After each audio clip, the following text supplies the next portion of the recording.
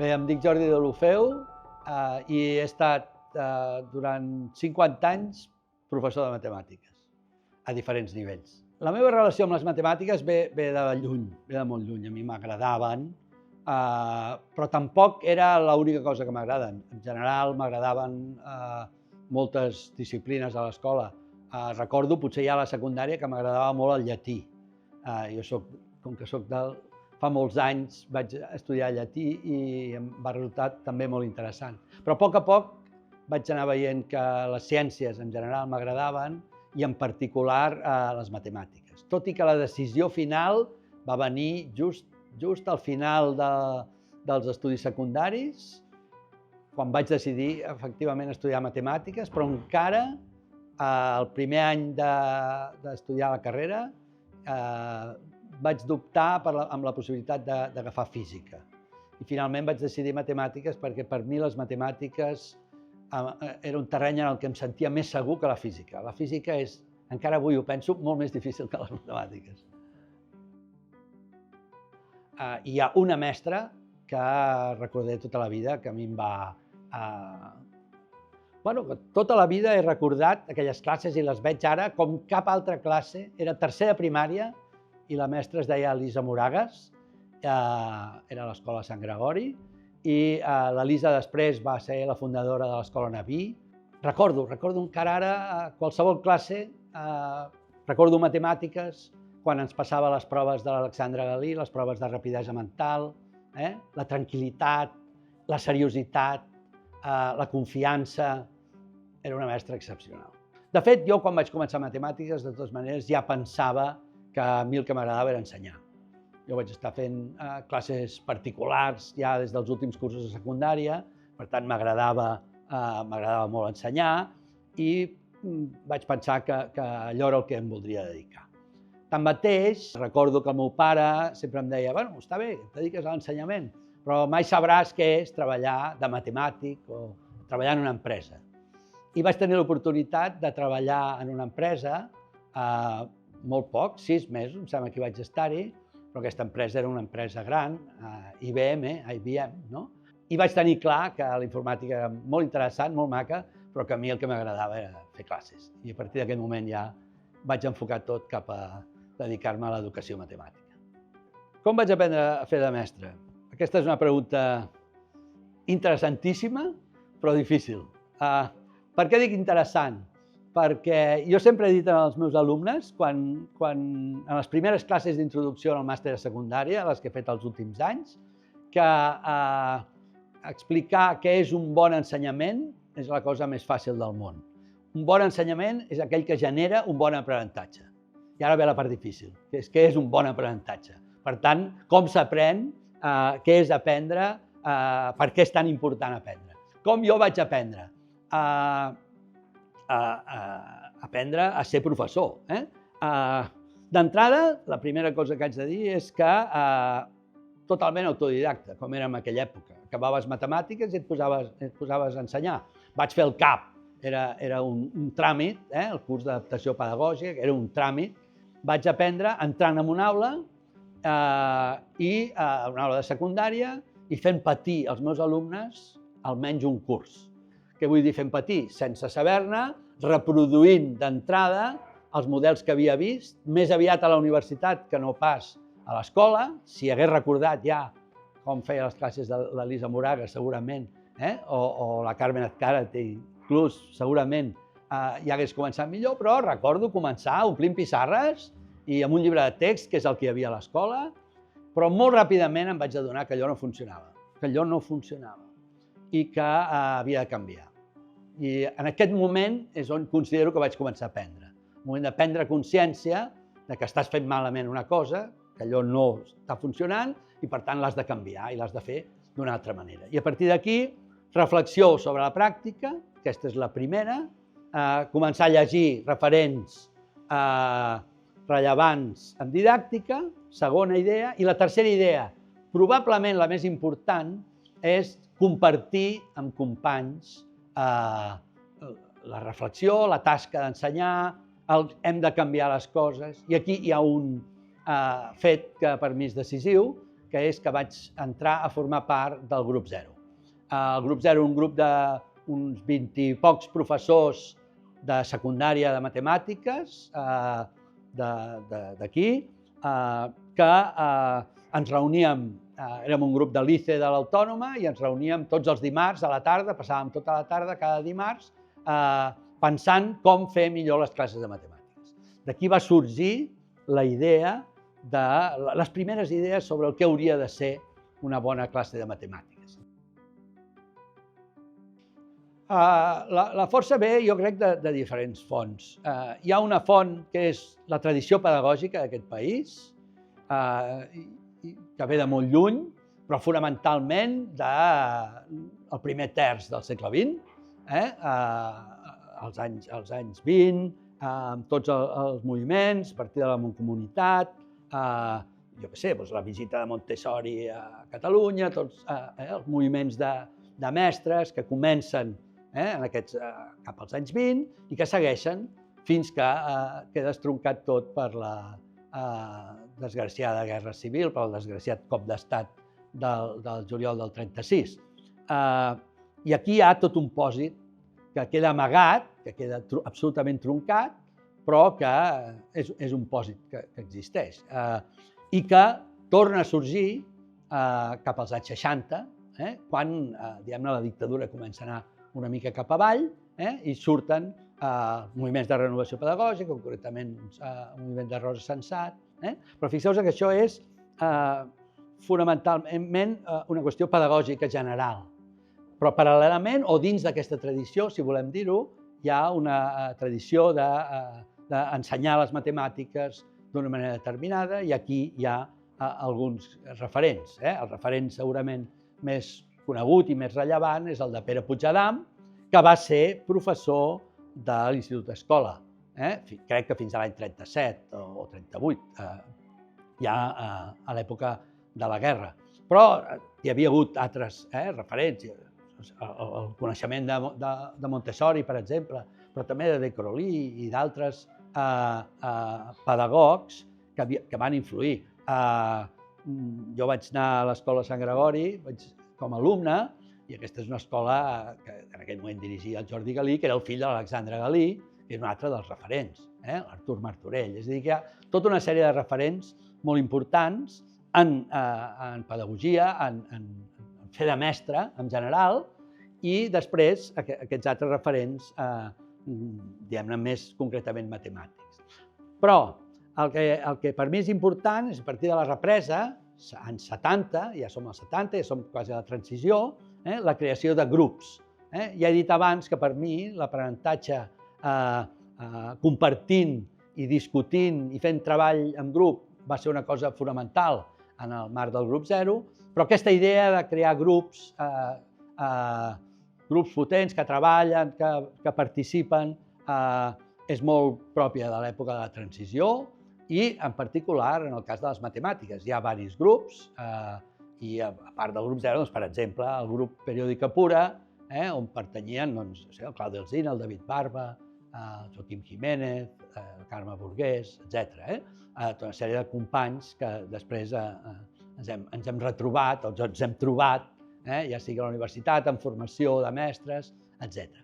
Tot això va durar, jo diria, entre els 75, diguem-ne, i els 90, i va ser, la següent fase, d'alguna manera, va ser el de les associacions de professors. Concretament, les associacions de professors de matemàtiques, que són les que d'alguna manera van recollir aquests gèrmens que havien sigut els grups i van tirar endavant les diferents associacions, totes federades al voltant de la FEMCAT, i que segueixen funcionant fins avui, que probablement són el nucli més potent de la innovació del professorat de matemàtiques. Jo diria que això és molt esquemàticament el que ha passat, el que està passant a Catalunya. Exactament. Mira, ara recordava un exemple de la història, sense voler comparar, perquè és un exemple matemàticament molt rellevant, i és, la setmana passada feia una xerrada per la gent gran, una conferència que es deia Pascal i el cercle de Mersenne.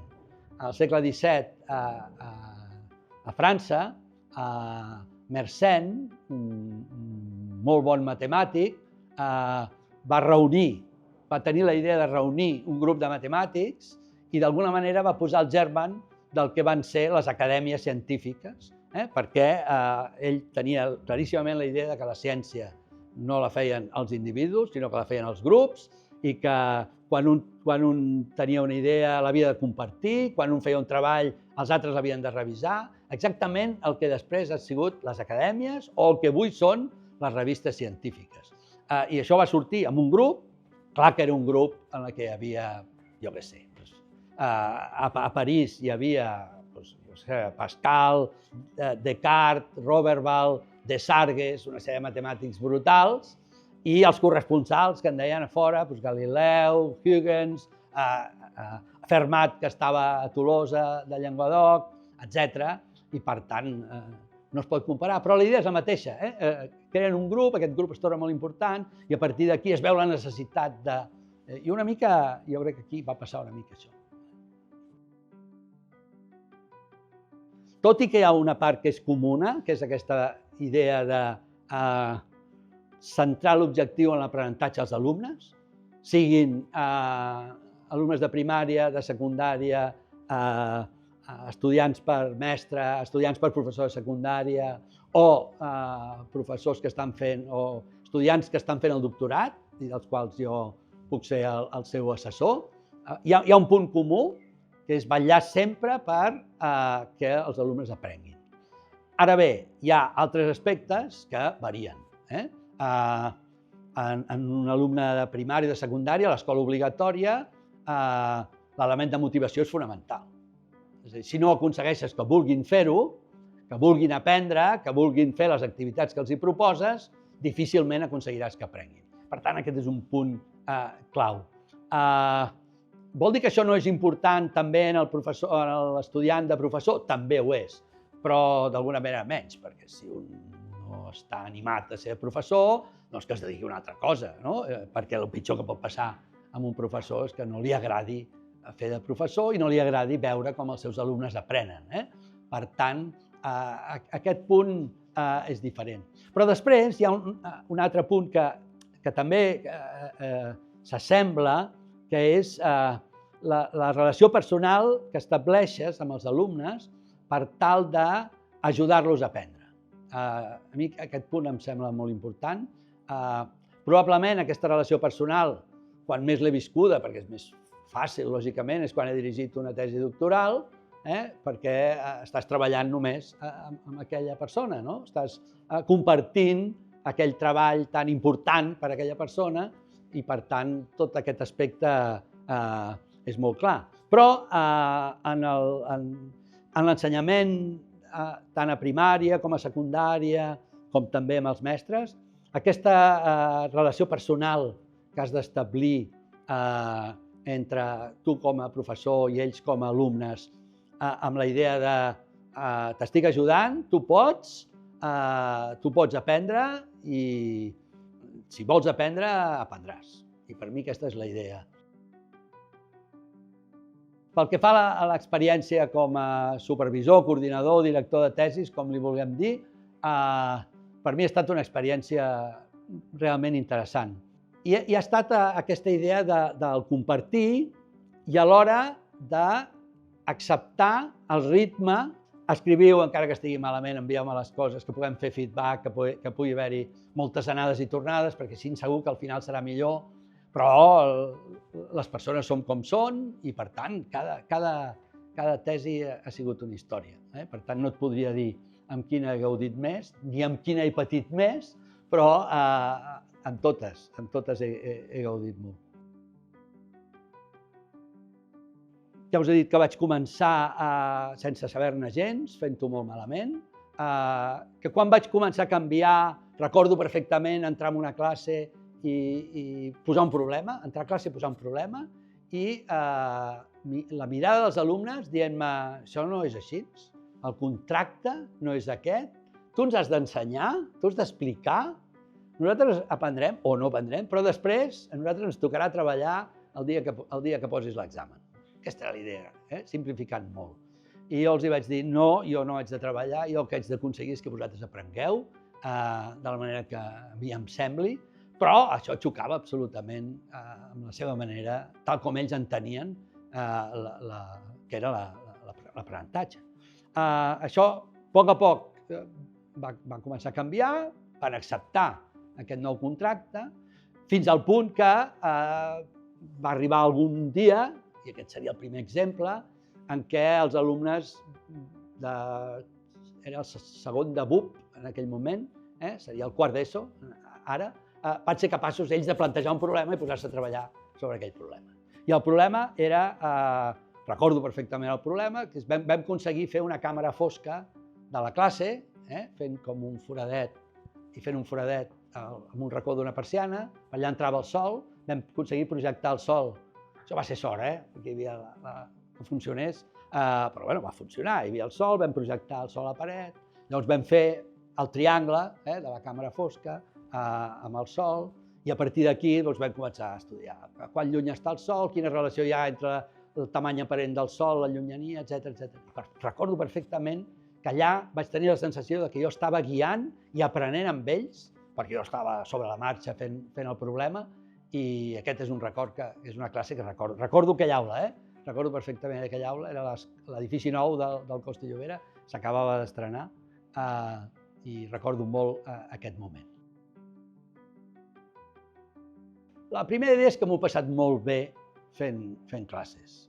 La prova és que jo estic formalment jubilat, és a dir, cobro la pensió des de fa 2 anys i mig, però tinc un nomenament de l'Autònoma que diu professor honorari que em permet seguir treballant i, per tant, em permet seguir fent classes, xerrades, tallers, conferències, perquè amb això és amb el que gaudeixo més.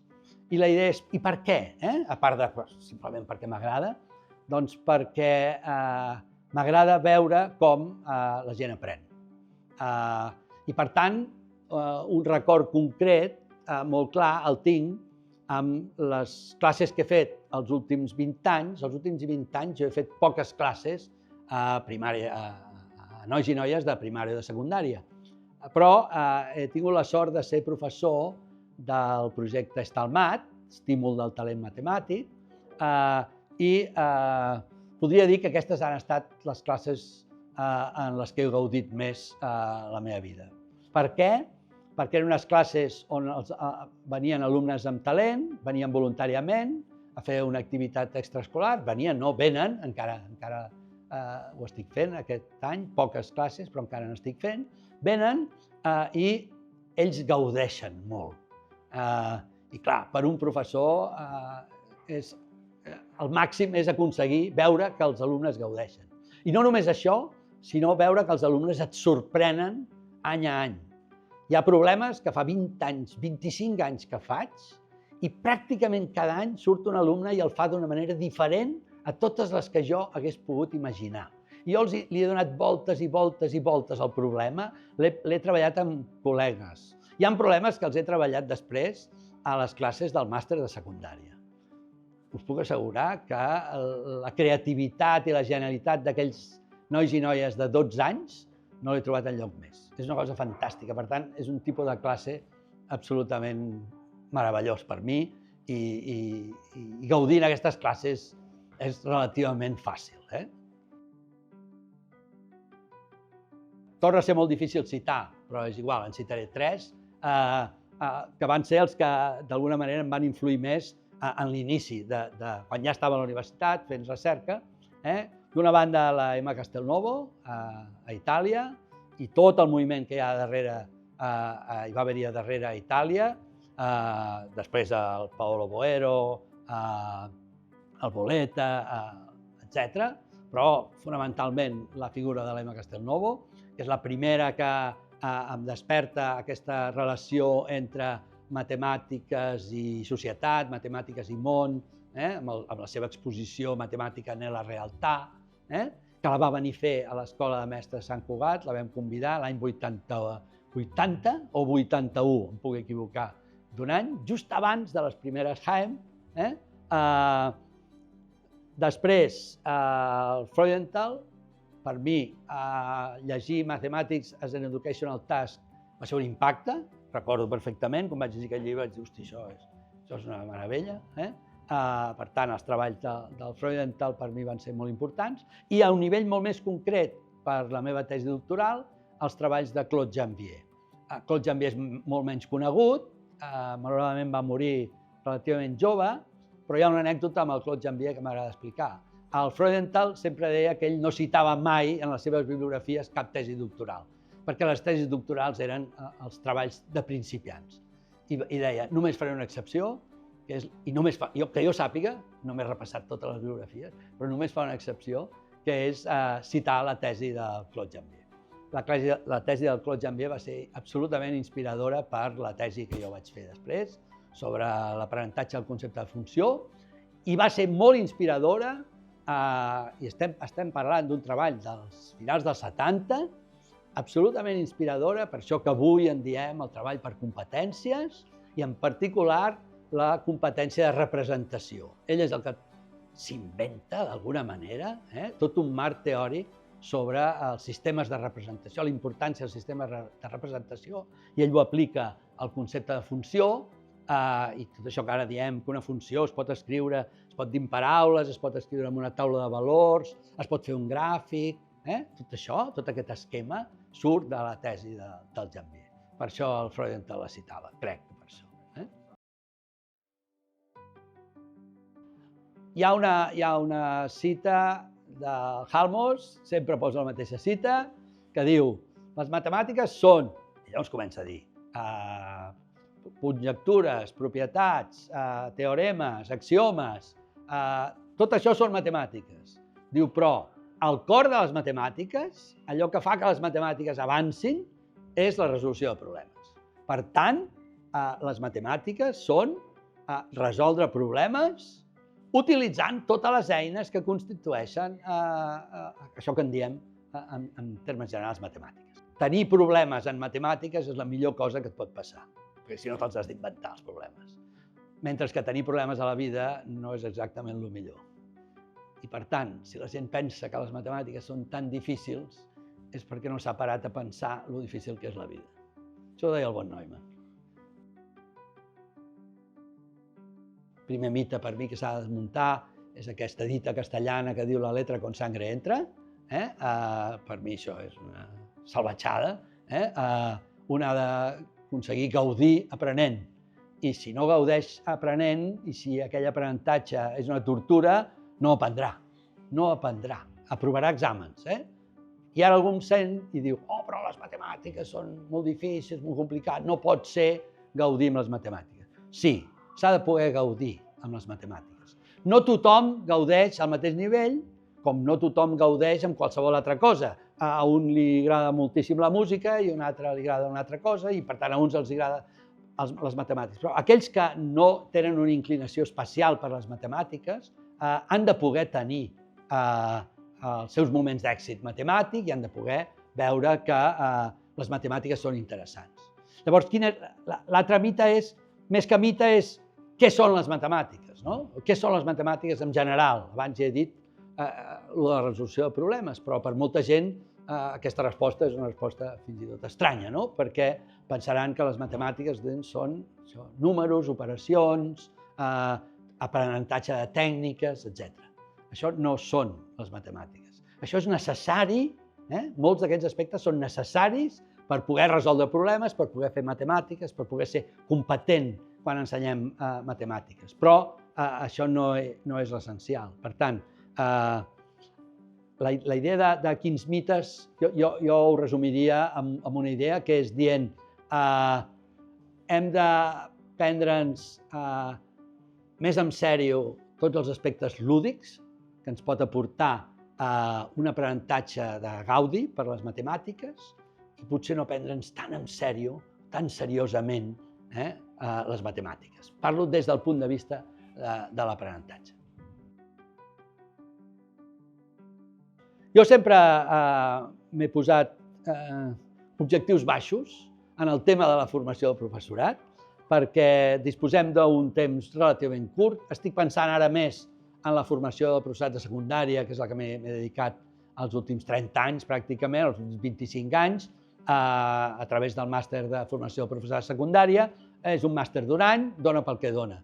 Si jo només hagués de demanar un objectiu, només un, ja sé que és molt poc, i a més no és un objectiu de contingut, és que aquests professors, quan han acabat el màster, entenguessin que la professió de profe de mates és molt complexa, és fantàstica, però hauran d'estar formats-se tota la vida.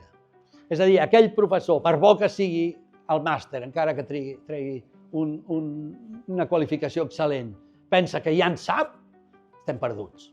Ell està perdut i el sistema també està perdut amb professors que pensen que ja ho saben. Aquells professors que repeteixen i que quasi s'avorreixen ells mateixos de repetir. Jo sempre he tingut com a idea mai repetir. I en realitat jo crec que mai he repetit. Si tornéssim a fer aquesta entrevista estic segur que la faria absolutament al revés, perquè si repeteixo m'avorreixo. Jo no sóc actor de teatre, no podria ser actor de teatre, perquè hauria de canviar el text cada vegada, però això és com és cadascú. Per tant, per mi ara m'he quedat molt curt, puc afegir, haig d'afegir alguna cosa. Trobar una bona relació entre teoria i pràctica. I aquesta és la clau. Però anant una mica més enllà, el màster de secundària té moltes coses a millorar. En el meu model ideal hauria de ser molt més llarg, però crec que un dels problemes que tenim al nostre país és no el màster, que també, sinó l'accés a la professió. No pot ser que situem els professors novells, quan entren, moltes vegades en les pitjors, en les situacions més difícils quan arriben a un centre. No coneixen prou els alumnes, no coneixen el centre i els col·loquen en un curs, moltes vegades, tinc exemples, els més difícils. Això és perillosíssim, perquè això pot fer cremar a professors que podrien haver sigut bons professors. Jo crec que s'ha de millorar. Fa molts anys que se'n parla, però no conec projectes que s'hagin dut a terme en aquest sentit. Fa molts anys que es parla de fer un MIR, com el que fan els metges. Sí, jo he anat a congressos fa molts anys, i està dissenyat, però no s'acaba de dur a la pràctica.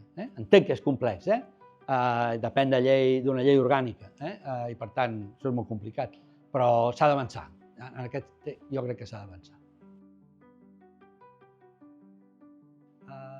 M'agradaria que es transmetés aquesta idea que en una aula, en qualsevol aula, en qualsevol classe hi ha d'haver-hi aprenentatge. En el cas d'una classe de matemàtiques hi ha d'haver-hi problema o qüestió, per tant hi ha d'haver-hi pensament, els alumnes han de poder pensar, han de poder raonar, hi ha d'haver interacció, els alumnes han de poder verbalitzar, han de poder discutir, han de poder contrastar entre professor, professora, mestre, mestre i alumne, i entre alumnes, entre iguals. Hi ha d'haver-hi institucionalització d'allò que s'ha fet, al final. Per tant, d'alguna manera, hi ha d'haver-hi una bona entrada on el professor introdueix els alumnes sobre allò que anem a fer. Això no vol dir necessàriament explicitar quins són els objectius, perquè a vegades precisament el que es vol és que els alumnes descobreixin l'objectiu, però altres vegades sí. Hi ha d'haver-hi un treball dels alumnes, hi ha d'haver-hi discussió, després hi ha d'haver-hi una part de treball individual dels alumnes i, finalment, una institucionalització.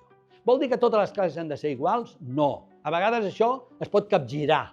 Depèn de l'activitat d'aprenentatge que nosaltres proposem, d'allò que vulguem fer, de si aquesta classe és molt inicial d'un tema o molt final, de si estem seguint una classe perquè aquella activitat dura 2 classes, etc. Per tant, això no es pot agafar d'una manera rígida. La classe ideal, per mi, té unes característiques, però després, al final, és el professor el que gestiona, d'acord amb aquella activitat i amb aquells alumnes, com farà aquesta classe que en diem ideal. Hi ha un debat, que és una altra de les coses que jo crec que hauríem de superar, entre el que se'n diu o el que entenem per un aprenentatge per competències i un aprenentatge de sabers. Per mi aquest és un debat absolutament estèril, encara que hi hagi molta gent que consideri que és un debat molt important, perquè creure que es poden desenvolupar competències i fer un autèntic treball per competències sense tenir els sabers necessaris per desenvolupar aquestes competències, doncs no funciona. Ara bé, centrar-se només en els sabers pensant que després ja aplicaran les competències, tampoc funciona, encara funciona menys. Per tant, per això us deia, sembla que és una falsa dicotomia, s'ha de saber conjugar el que és l'aprenentatge dels conceptes matemàtics amb el que és el desenvolupament de competències i hi afegiria més la pràctica de les rutines. Clar que hi ha d'haver-hi pràctica. Vol dir que perquè fem un treball per competències de resolució de problemes, de representació, de raonament, no hi haurà pràctica, hi ha d'haver-hi pràctica. Ara, quin tipus de pràctica? No pràctica reproductiva, sinó el que en diem pràctica productiva, que permet fer pràctica, però, a més, treballar altres competències i tenir altres objectius per a les activitats matemàtiques que no són les purament reproductives. N'hi ha unes quantes, però haig de triar. La que té relació amb la mesura indirecta per aconseguir calcular el sistema planetari, la distància de la Terra, la Lluna i el Sol, que va fer Aristarc de Samos, i el càlcul del meridià terrestre, o si voleu del diàmetre o del radi de la Terra, que va fer Eratòstenes. Per què em semblen magnífics? Doncs em sembla una utilització fantàstica de les matemàtiques per mostrar com la mesura indirecta representa un salt brutal d'aportació de les matemàtiques a la ciència. Per què un salt brutal? Perquè quan parlem de mesura, la primera idea que se'ns acut és sempre la mesura directa. Això és el que fem els nens de primària, el que hem de fer, mesurar, crear unitats de mesura. Però arriba un moment que dius, bueno, i allà on no arribem ja no podem saber. Si no podem tirar un cordill de la Terra a la Lluna, ja no podrem saber quina és la distància de la Terra a la Lluna. I aquí és on entra la mesura indirecta. I la mesura indirecta en matemàtiques és fonamental. Ha generat tantes matemàtiques com vulgueu i en segueix generant. Però per posar exemples ben coneguts, doncs la trigonometria, l'estudi de la semblança, després la trigonometria, tot això porta a poder fer el que va fer Aristarc, que em sembla absolutament increïble, em sembla una descoberta increïble, com ell combina la idea d'un triangle rectangle.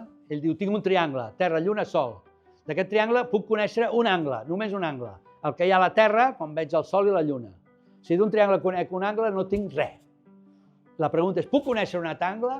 I diu, al moment del quart creixent, al moment que jo veig exactament mitja lluna, del cercle de la lluna mitja, aquest triangle, Terra, Lluna, Sol, és recte a la lluna. Per tant, conec l'angle a la lluna, 90 graus, conec el meu, el puc mesurar, si en tinc 2 en tinc 3, i si tinc 3 tinc la forma, ja tinc la forma. Encara no tinc distància, però ja tinc la forma. La forma vol dir ja sé quantes vegades més lluny està el Sol que la lluna. I això ja és un avenç bestial. I la segona idea és la utilització d'un eclipsi de lluna per determinar quantes vegades el radi de l'ombra de la Terra quan passa la Lluna en l'eclipsi de lluna és més gran que el radi de la Lluna. I aquí fa un joc de temps, quant temps triga a entrar a la Lluna, és a dir, a recórrer el seu diàmetre, i quant temps està dintre fins que ha sortit, és a dir, en recórrer el diàmetre de la part fosca que projecta la Terra, i fa una proporció, i per elements molt senzills determina aquesta relació. Això li permet construir una sèrie de triangles semblants i fent servir semblança de tercer d'ESO, no passa d'aquí, i una mica de proporcionalitat, aconsegueix trobar la distància de la Terra a la Lluna. Després vindrà Eratòstenes, tornarà a fer una cosa encara més elemental, tot i que d'elemental no en té res, perquè no se li havia ocorregut a ningú, ni crec que a ningú se li ocorreria avui si no sapigués tot això com es fa. I per tant, és una mostra de com les matemàtiques dites elementals, dites bàsiques, que estudiem i que treballem a l'educació primària o secundària, han servit per fer descobriments fantàstics. Per què em sembla que és molt important? Em sembla que és molt important per donar una imatge de les matemàtiques que realment s'aproximi al que entenem que són les matemàtiques i per mostrar que les matemàtiques són realment importants dins del panorama del coneixement. El comentari que surt moltes vegades de gent que venen als cursos quan acaben: si a mi em haguessin explicat les matemàtiques així, potser m'haurien agradat. És la frase amb la que et quedes. Però no em vull quedar amb aquesta frase, sinó què hi ha al darrere, no? Al darrere hi ha, clar, ells ara són adults, no és comparable a la seva situació, però al darrere hi ha la idea d'intentar mostrar, jo faig unes sessions, jo i tots els que ens dediquem a la divulgació, intentant minimitzar tota la part simbòlica i més complexa i mostrant exactament la relació que hi ha entre matemàtiques i aplicacions i matemàtiques, o més ben dit, quins problemes estudiem. Problemes estrictament matemàtics que després s'apliquen o problemes que sorgeixen de camps no matemàtics en els quals les matemàtiques intervenen i generen nous conceptes matemàtics, etc. Aquesta relació que hi ha entre el coneixement matemàtic i la resta de coneixements del món. En aquest sentit, per mi és fonamental, perquè si la societat entén aquest paper de les matemàtiques, tindrà una visió molt més ajustada del que penso que han de ser les matemàtiques en la societat.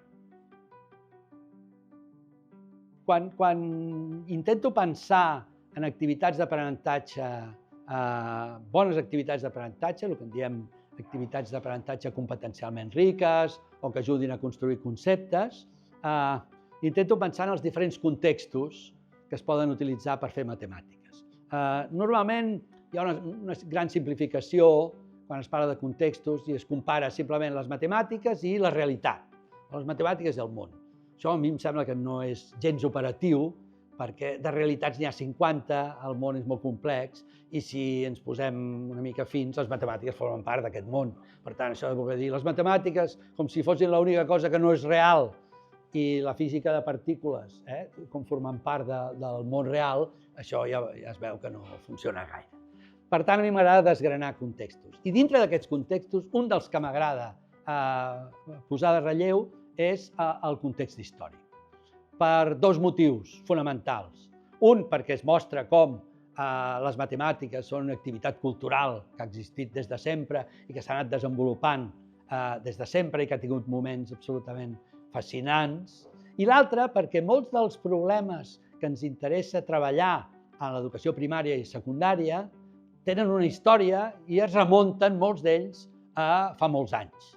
I moltes vegades no som capaços de trobar els exemples d'avui, perquè, per exemple, qualsevol exemple d'avui on hi hagi una participació de la tecnologia molt elevada, ràpidament se'ns torna molt complicat explicar com un làser calcula distàncies, doncs això, per explicar la mesura indirecta, utilitzar com mesura un làser, ho tenim bastant difícil. En canvi, si volem explicar la importància de la mesura indirecta i com els antics van utilitzar aquestes eines geomètriques tan bàsiques que estan en els elements d'Euclides bastant al principi per calcular, per exemple, la distància de la Terra a la Lluna i al Sol, com ho va fer Aristarc, o, encara més magnífic, Aristarc fa aquest càlcul i diu: ho he posat tot en funció del radi de la Terra, però jo no sé calcular el radi de la Terra. I afortunadament, molt pocs anys després, Eratòstenes, també a Alexandria, va ser capaç de trobar el radi de la Terra. Aquest aspecte, tota aquesta part, a mi m'ha interessat molt. És cert, a més, que avui fer divulgació lligat amb la història és molt més senzill que fa 50 anys. Per què? Perquè fa 50 anys, fins i tot els que feien història de les matemàtiques ben feta, l'accés a les fonts primàries era molt complicat, i avui tu pots entrar, jo he escrit sobre Fibonacci, sobre Pascal, i de tots dos he trobat fonts originals. I això sense moure'm de casa, entrant a l'ordenador i sobretot a Pascal, quan els francesos vetllen tant pels seus savis, que d'això n'hauríem d'aprendre també, i tu vas i entres i pots veure tots els treballs originals que va fer Pascal. Per tant, això em sembla absolutament magnífic, important, i important en els dos nivells, portar-ho també a l'aula, portar-ho a l'aula per una banda, i portar aquesta divulgació a la societat, en particular a la gent gran. I em diràs, per què a la gent gran? Perquè vivim en una societat on la gent cada vegada viu més bé, en el sentit que té suficient salut com per seguir adquirint coneixement, li interessa adquirir coneixement, i això és una font fantàstica, inesgotable. Reptes de futur en l'educació matemàtica.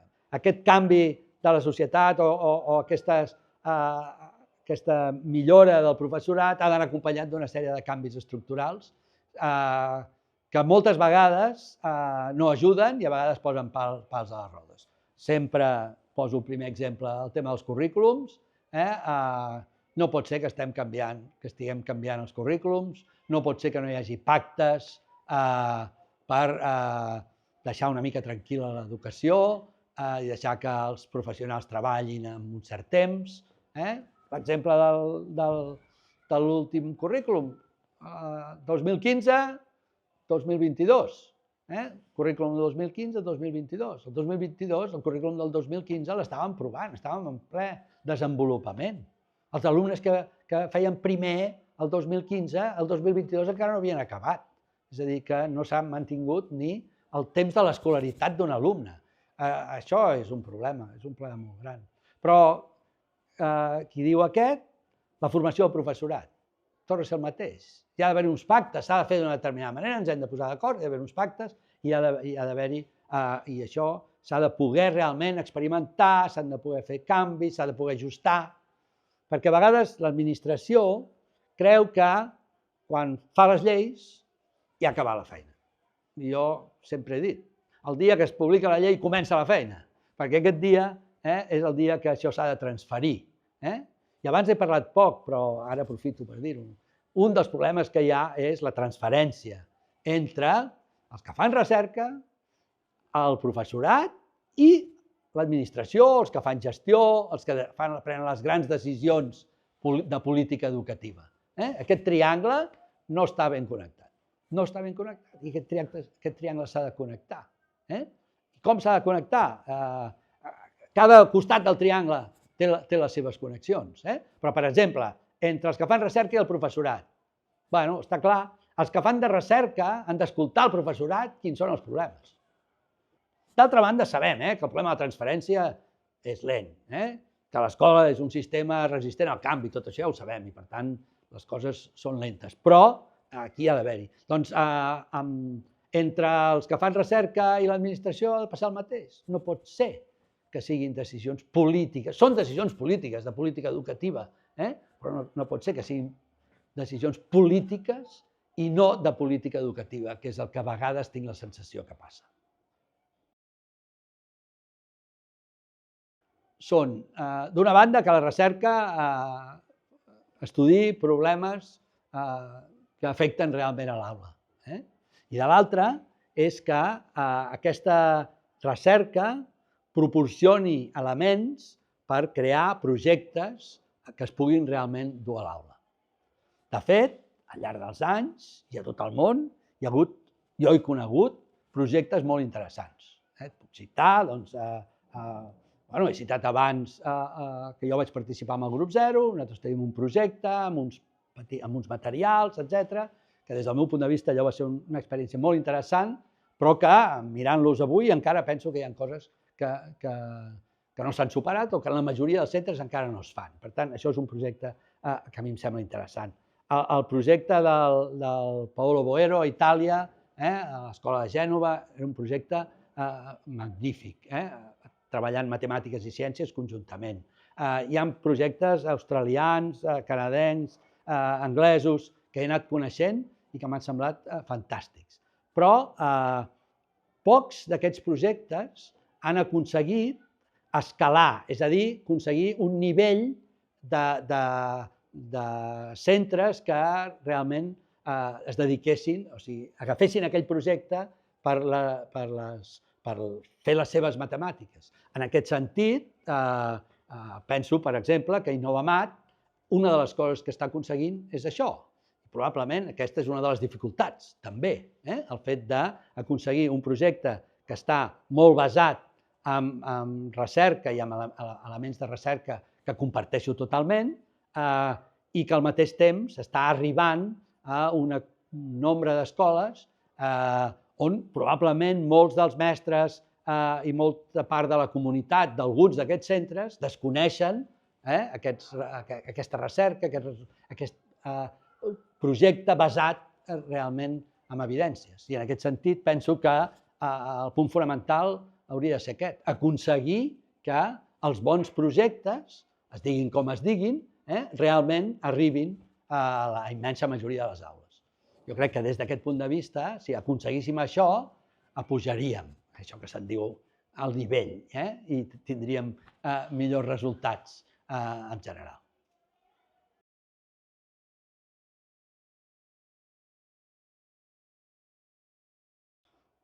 Doble. Fer de mestre és la professió més bonica del món. Veure com els alumnes aprenen és una professió fantàstica, però al mateix temps és molt complexa.